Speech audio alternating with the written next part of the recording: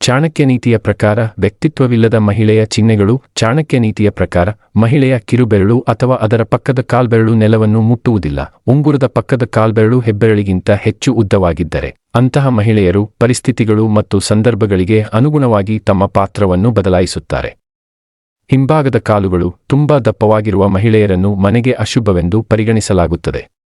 ಇದಕ್ಕೆ ವಿರುದ್ಧವಾಗಿ ಕಾಲಿನ ಹಿಂಭಾಗ ತುಂಬಾ ತೆಳ್ಳಗಿದ್ದರೆ ಅಥವಾ ಒಣಗಿದ್ದರೆ ಅಂತಹ ಮಹಿಳೆಯರು ತಮ್ಮ ಜೀವನದಲ್ಲಿ ವಿವಿಧ ರೀತಿಯ ನೋವನ್ನು ಎದುರಿಸುತ್ತಾರೆ. ಒಬ್ಬ ಮಹಿಳೆಯ ಹೊಟ್ಟೆ ಚಪ್ಪಟೆಯಾಗಿದ್ದರೆ ಆ ಮಹಿಳೆ ತನ್ನ ಜೀವನದುದ್ದಕ್ಕೂ ಬಡತನ ಮತ್ತು ದುಃಖವನ್ನು ಅನುಭವಿಸಬೇಕಾಗುತ್ತದೆ. ಮಹಿಳೆಯರು ಉದ್ದವಾದ ಹೊಟ್ಟೆಯನ್ನು ಹೊಂದಿದ್ದರೆ ಅದು ದುರದೃಷ್ಟದ ಸಂಕೇತವಾಗಿದೆ. ಹಣೆ ತುಂಬಾ ಉದ್ದವಾಗಿದ್ದರೆ ಅಂತಹ ಮಹಿಳೆಯರು ತಮ್ಮ ಸೋದರಮಾವನಿಗೆ ಅಶುಭರು. ಸೊಂಟದ ಕೆಳಭಾಗ ಭಾರವಾಗಿದ್ದರೆ ಅವರು ತಮ್ಮ ಗಂಡನಿಗೆ ಅಶುಭವೆಂದು ಪರಿಗಣಿಸಲಾಗುತ್ತದೆ.